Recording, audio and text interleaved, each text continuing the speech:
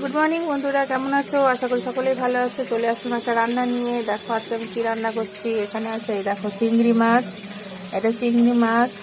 আর এখানে এই যে ভাজা হচ্ছে পটল আলু, লাল লাল করে ভেজে নিচ্ছি। তো আজকে হবে পটল আলু দিয়ে চিংড়ি মাছ দিয়ে কষা কষা করবো একটা তরকারি।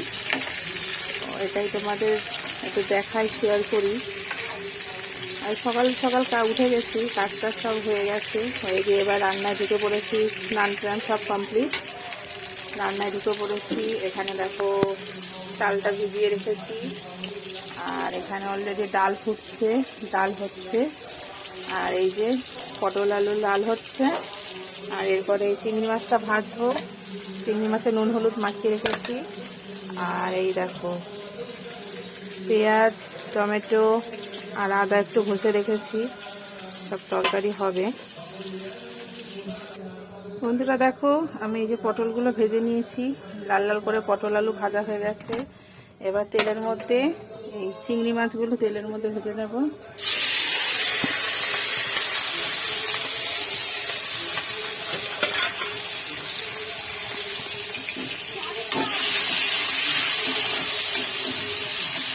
এবার তেলের মধ্যে চিংড়ি মাছগুলো একটু লাল লাল করে ভেজে নেব, ভেজে নিয়ে তুলে নেব। এদিকে ডাল ফুটছে, ডালটাও প্রায় হয়ে এসছে। এবার দেখো চিংড়ি মাছগুলো লাল লাল করে ভেজে নেব।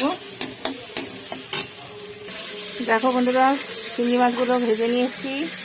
এবার তেলের মধ্যে কিছু গোটা গরম মশলা ফোড়ন দিয়ে দেবো, তেজপাতা, গোটা গরম মশলা আর শুকনো লঙ্কা আর গোটা জিরে, এটা তেলের মধ্যে ছেড়ে দেবো।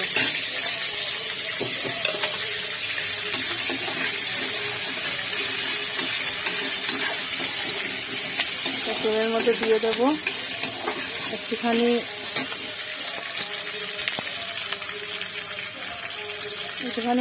ফোড়নটা একটুখানি ভাজা ভাজা হয়ে যাক, তারপরে পেঁয়াজ কুচনো দেবো।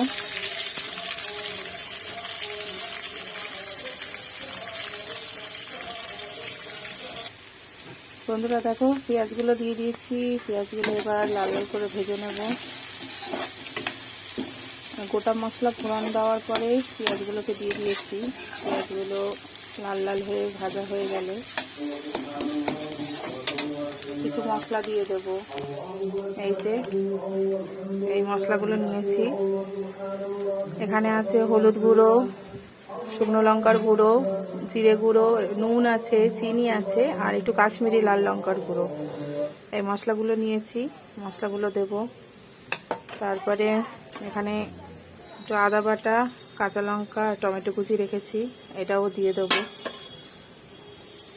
তার আগে পেঁয়াজটা লাল লাল করে ভাজা হোক।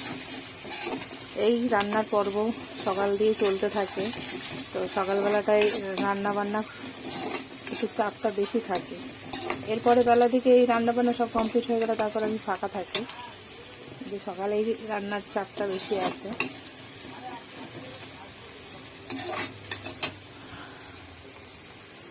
বন্ধুরা পেঁয়াজ লাল লাল হয়ে ভাজা হয়ে গেছে। এরপরে এই মশলাগুলো আমি সব দিয়ে দেবো, হলুদ গুঁড়ো, শুকনো লঙ্কার গুঁড়ো, জিরে গুঁড়ো, চিনি, নুন আর হচ্ছে একটু কাশ্মীরি লাল লঙ্কার গুঁড়ো। এই মশলাটা এবার আমি সব দিয়ে দেবো, দিয়ে এবার ভালো করে কষিয়ে নেব। আর এরপরে বাকি যে টমেটো কুচি আর আদা কুচনোটা রেখেছিলাম, কাঁচা লঙ্কাটা, এই যে সেটাও দিয়ে দেবো।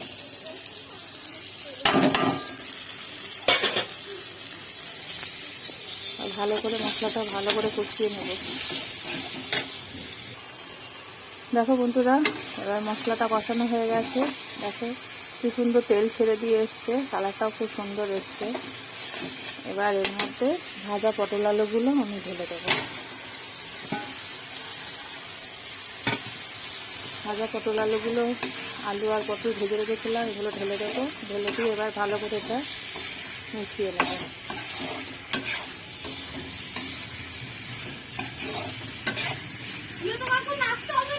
দেখো বন্ধুরা এই যে মশলাগুলো পটলের সাথে কি সুন্দরভাবে মিশে গেছে, ভালোভাবে মিশে গেছে। এবার এর মধ্যে যে ভেজে রেখেছিলাম চিংড়ি মাছগুলো সেগুলোই দিয়ে দেবো।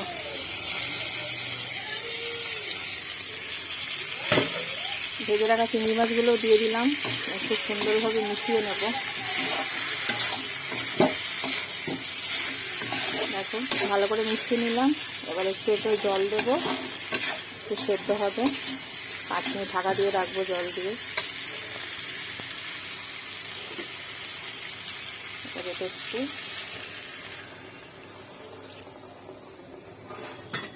জল দিয়ে দেবো। এবার এটা 5 মিনিটের জন্য একটু সেদ্ধ হতে ঢাকা দিয়ে দেবো। তারপরে রেডি হয়ে যাবে আমাদের পটল আলু। এটা এবার আমি সেদ্ধ হতে চাপা দিয়ে দেবো। এবার বন্ধুরা দেখি ঢাকাটা খুলবো, হয়ে গেছে 5 মিনিট। ঢাকাটা খুলে এবার দেখি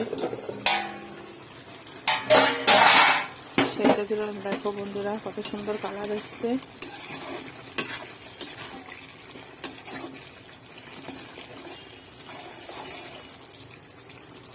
সেদ্ধ হয়েছে কি আলুগুলো দেখি একটু।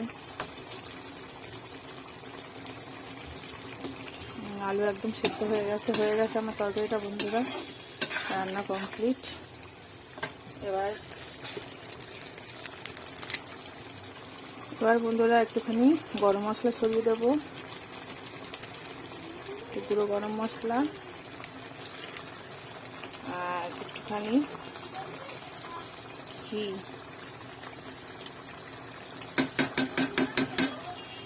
ঘি ছড়িয়ে দিলাম। দিয়ে এবার আমার পটল আলু চিংড়ি মাছ কষা রেডি।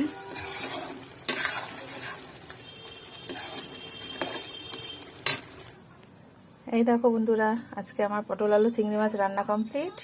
দেখো তো কেমন লাগছে আমাকে একটু কমেন্টে জানাবে। আজকের মতন এখানেই ভিডিওটা শেষ করছি। তোমরা ভালো থাকবে, সুস্থ থাকবে। আর কেমন হয়েছে তোমাদের ভিডিওটা আমাকে কমেন্টের মাধ্যমে একটু জানাবে। Thank you so much, thank you for watching.